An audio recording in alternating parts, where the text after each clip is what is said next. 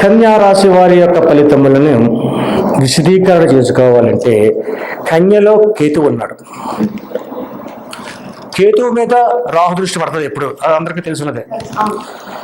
అయితే కన్యా రాశి అనగానే భార్యాభర్తల మధ్యన కొన్ని వివాదాస్పదమైనటువంటి పరిస్థితులు ఇచ్చిపెడుతున్నది కేతు విధానంలో. ఇందాక శనివర్తు రాహు అని చెప్పుకున్నాం మనం, ఇప్పుడు కుజవర్తు కేతు అని చెప్తున్నాను. కుజుడు ఏ ఫలితములు ఇస్తున్నాడో కేతు అదే ఫలితాలు ఇస్తాడు. ఇద్దరు మిత్రులు ఉన్న స్థానం ఎక్కడ ఉన్నాడు? కేతువు కన్యలో ఉన్నాడు. కన్య రాశికి ఆధిపత్యాన్ని వహించింది ఎవరో? బుధుడు. బుధుడికి కేతువు శత్రువు అయ్యాడు. బుధుడు ఎక్కడ ఉన్నాడు? ఏ స్థానంలో ఉన్నాడు? కన్య రాశికి, సింహరాశిలో ఏ స్థానంలో ఉన్నాడు. యోగదాయకమైన స్థానం కాలేదు. ఏమంటే ఏంటి? ఖర్చు. ఖర్చు అనగానే జనం ఏమనుకుంటారు? డబ్బుగా చేయబోద్దేమో, ధనం ఖర్చు అయిపోద్దేమో అంటారు. అసలు జ్యోతిష శాస్త్రంలో రూపాయలు ఉండవు. ఎందుకుంటారు? భగవంతుడు రూపాయిని సృష్టించలేదు. రూపకైతే భగవంతుడు సృష్టించలేదు, మనం సృష్టించుకున్నాం. అవి లేకపోతే మనం బతకలేకపోతున్నాం.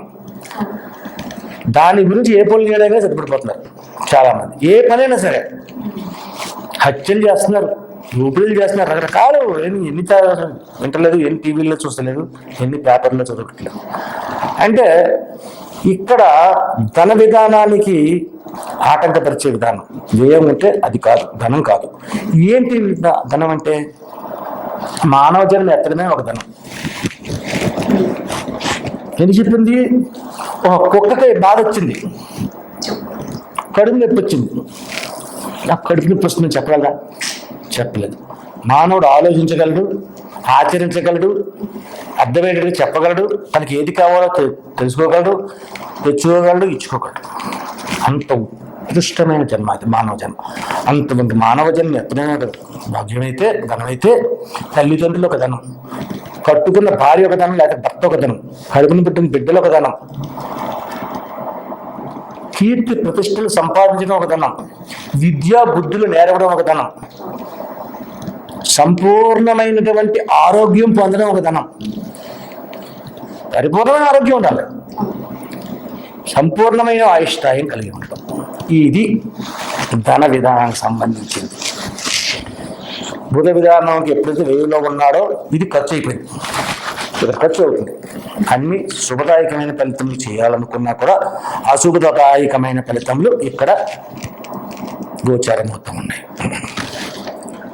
కన్యా రాశిలోని మనం బొమ్మ చూస్తాం, పంచాంగంలో బొమ్మ వేస్తారు. బొమ్మ ఏ బొమ్మ వేస్తున్నారు అక్కడ? కన్యా రాశికి ఒక భార్యాభర్తల బొమ్మని, లేదా ఒక కన్య ఒకటే ఉంటుంది. మిథున రాశిలో భార్యాభర్త ఉంటే కన్యా రాశిలో ఒక భార్య విధానం కనపడదు. భార్య విధానమే కనపడదు. కన్య అమ్మాయి పెళ్ళైతే భార్య అవుతుంది, లేకపోతే కన్య. ఆ రకంగా ఉంటుంది.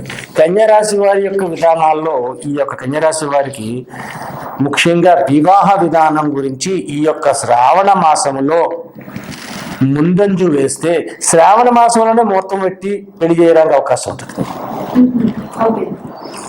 ఎంత శుభదాయకమైంది ఇక్కడ. ఈ నెలలోనే ముహూర్తం సెట్ అయిపోయింది. ఎలాగండి? ఎలాగొస్తుందండి గురువు గారు?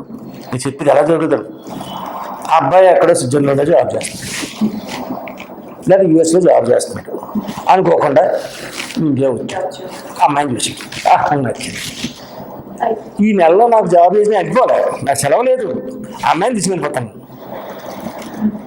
లేదా నేను వెళ్ళి మళ్ళీ వస్తాను, ముందు పెళ్ళి అయిపోవాలి అని అప్పటికప్పుడు చాలా పెళ్లి చూసి అప్పటికప్పుడు చూసి అప్పటికప్పుడు నచ్చుకుని చేసుకునే విధానాలు ఎక్కువ సాగుతున్నాయి. అటువంటి విధానంగా కన్య రాశి వారికి వివాహ విధానం ఈ యొక్క మాసంలోని అవ్వని వారు ఎవరైనా ఉండి తల్లిదండ్రులు ఈ ప్రయత్నాన్ని చేస్తే అత్యంత శుభదాయకమైన ఫలితాన్ని పొందుతున్నారు. సరేనండి, జాగ్రత్త విధానం తీసుకోవాలి కదండి. ఇక్కడ కన్యరాశికి ఆధిపత్యాన్ని వహించినవారు బుధుడు అన్నాడు. బుధుడు విద్యావేత్త, వ్యాపారవేత్త, తెలివితేటలు, ఉన్నతమైన భావాల, స్త్రీ పురుషులు కలిగిన ప్రేమ, పెళ్లి, సంతతి, 8 రకాలు వెళ్తారు. 1, 2 కాదు మరి బుధుడు ఇచ్చేది. అంటే ముందు విద్యావేత్త, ప్రథమ విద్య లేనివాడు ఎంత పశువు అన్నారు మన పెద్దలు. కాబట్టి విద్య ఆధిక్యతని కలిగించేదే బుధుడు. కాబట్టి ఈ యొక్క ఆగస్టు, సెప్టెంబరు, అక్టోబర్ 3 నెలలు తీసుకోలేక ఆగస్టు నెలలోంచి ఉన్నది కదా మనం చదవక్కర్లేదు అనుకోవద్దు, చదవండి, చదువుతారు. సెప్టెంబర్ నెలలో మళ్ళీ కొన్ని పరీక్షలు, కొన్ని విధానాలు ఉన్నాయి, అది పాటించారు, అందులోనే సక్సెస్ పొందుతున్నారు, నష్టదాయకమైన ఫలితములు పొందరు. అలాగన్నాను కదా అని చెప్పేసి దేవుడికి కూడా దండం పెట్టకుండా అశుభ్రకరంగా ఉంటే అది అశుభ్రతగా వస్తుంది. కాబట్టి ఈ కన్యరాశి వారికి అత్యధికమైన లాభదాయకమైన ఫలితములు పొందాలి అనుకుంటే వేకువజామునే లేవాలి. వేకువజామునే లేచి తన పని తాను చేసుకుంటూ, ఇక్కడ ఒక ముఖ్యమైన విషయం ఉంది, తన పని తాను చేసుకుంటూ అన్నాను. అంటే అర్థం ఏంటి? చాలా మంది పొద్దుటే బ్రష్ చేయాలనుకో, అమ్మ బ్రష్ పెట్టరా, పేస్ట్ పెట్టి పెట్టరా, ఇటువంటి ఆదివాసీ తత్వం చేయకూడదు, ఎవరికి కూడా చెప్పకూడదు. కానీ ఈ కన్యరాశిలో తన పని తాను చేసుకుంటూ ఏకూజామనే లేకండి, తన పని తాను చేసుకుంటూ, విద్యార్థులు ముఖ్యంగా తన పని తాను చేసుకుంటూ శుభ్రతను పాటించుకుంటూ ఉదయకాలాన్నే లేత అరటి ఆకు ఒకటి తీసుకుని అందులో ఒక 4 టమాటా పళ్ళు, 4 అరటి పళ్ళు, తోటకూర కట్ట, లేత తోటకూర కట్ట ఒక ప్లేట్లో వేసుకుని అది తీసుకుని వెళ్ళి బుధవారం ఉదయాన్నే గోమాతకి సమర్పించండి. ఎవరు సమర్పించాలి? ఇది కన్యరాశిలో ఉన్న విద్యార్థులు. కన్యరాశిలో ఉన్న వ్యాపారస్తులు చేయమని చెప్పలేదు నేను, విద్యార్థులు చెప్పాను. ఎందుకు చెప్పాను? విద్యనందు ఆటంకము కలగకుండా. గోమాత అనగానే 3 దేవతలు గోమాతలో ఉంటారు. 3 దేవతలు పూజించావు గోవుకి ఆహారం పెట్టినంత వల్ల. అరటిపళ్ళు 4 అరటిపళ్ళు, 4 టమాటా పళ్ళు, లేత తోటకూర, లేత అరటి ఆకులో వేసి, అరటి ఆకులో వేయమన్నాను, లేత అరటి ఆకులో వేయాలి.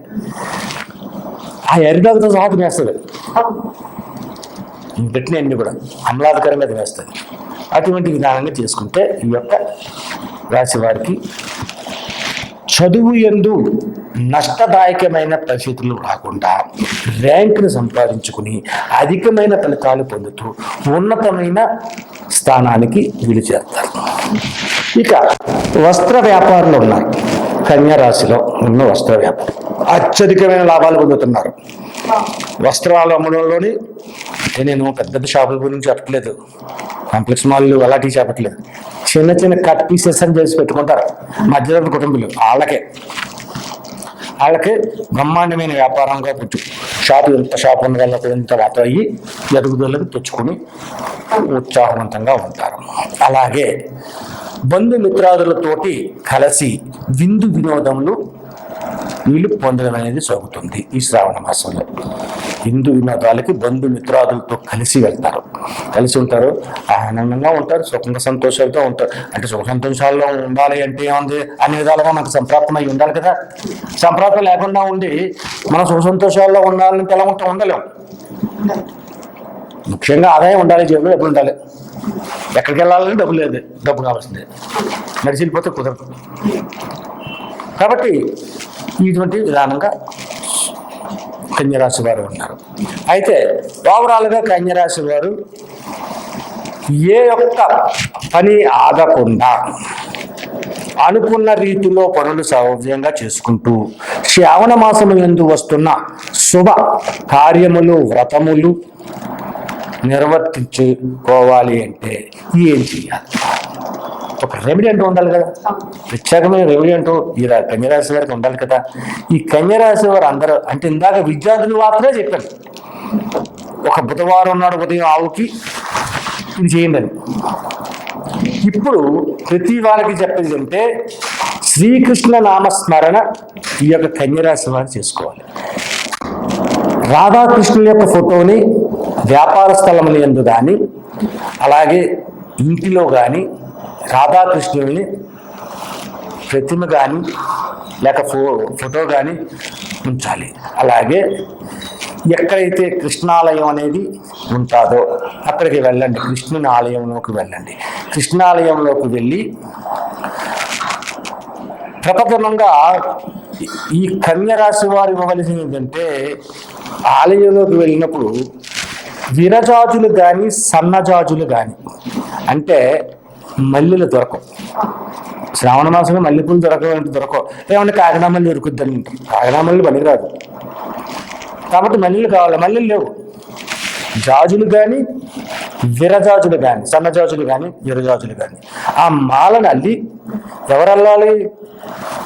పెళ్లి కాని అమ్మాయిలు ఉంటే పెళ్లి కాని లేదు, భార్యాభర్తలో పెళ్ళి ఉంటే భార్య.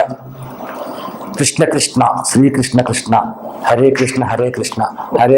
అలాగే కృష్ణ నామస్మరణ చేస్తూ ఈ యొక్క సన్నజాజులు దండను అల్లి ఆలయానికి వెళ్ళి ఆ పంతులు గారు ఉంటారు, వారి చేతికిస్తూ ఆయన ఆ విగ్రహానికి వేస్తారు. అలాగే ఆగస్టు 19వ తారీఖు సోమవారం రాఖీ పౌర్ణమి సోమవారం వచ్చింది. ఈ రాఖీ పౌర్ణమి అనగానే ఆడపిల్లలందరూ రక్షాబంధన అనేది జరుగుతుంది. ఈ రక్షాబంధన జరుగుతుందంటే అన్నదమ్ములు క్షేమాన్ని కోరుతారు, రాఖీ కడతారు. అన్నయ్య దీవెన ఇస్తాడు, తమ్ముడైతే అక్క దీవెన తీసుకుంటాడు. రాఖీ పౌర్ణమి. కాబట్టి ఈ రాఖీ పౌర్ణమి నాడు ఏం చేయాలంటే ఈ కన్యారాశి వారు, ముఖ్యంగా కన్యారాశి వారు రాఖీ పౌర్ణమి నాడు చేయాల్సిన విధానం ఏంటంటే పాలకోవా, దానితో పాటు అది కానీ లేకపోతే గోధుమ రవ్వతో చేసిన ప్రసాదం, ఇది బాగా ఫేమస్గా ఉండేది అన్నవరం సత్యనారాయణమూర్తి స్వామి ప్రసాదం అంటారు, చాలా ఫేమస్. అటువంటి ప్రసాదాన్ని కానీ తయారు చేసి కృష్ణుడికి నివేదన చేసి అన్నదమ్ముడికి పెట్టాలి. ప్రసాదం చేయడానికి అవకాశం లేని వారు ఏంటంటే పాలకోవా. ఈ రకమైన విధానాన్ని ఆచరించుకోవాలి. ఈ రకంగా ఎప్పుడైతే చేశారో కన్యారాశిలో వస్తున్న అనేక రకములైనటువంటి ఇబ్బందులు కానీ ఈ శ్రావణ మాసంలో ఇబ్బందులు ఏమి రావు, అన్ని శుభమైన రోజులే ఉన్నాయి. ఒకటి లక్ష్మీ శ్రావణ శుక్రవారం ఉంది, శ్రావణ మంగళవారాలు ఉన్నాయి, స్కందషష్ఠి ఉంది, ఈ రాఖీ పౌర్ణమి ఉంది. అన్నీ మరి ఆగస్టు నెలలోనే దొరుకుతాయి. ఆగస్టు నెలలోనే చాలా శుభప్రదమైనది కాబట్టి కన్యరాశి వారికి యోగదాయకమైన స్థితి కూడా కలుగుతుంది. అందరూ కూడా శుభాతి శుభమైనటువంటి ఈ యొక్క చెప్పే రెమెడీని పాటిస్తూ ఉంటే అంతా యోగదాయకమైన విధంగా నడుచుంటారని చెప్పడం జరుగుతుంది.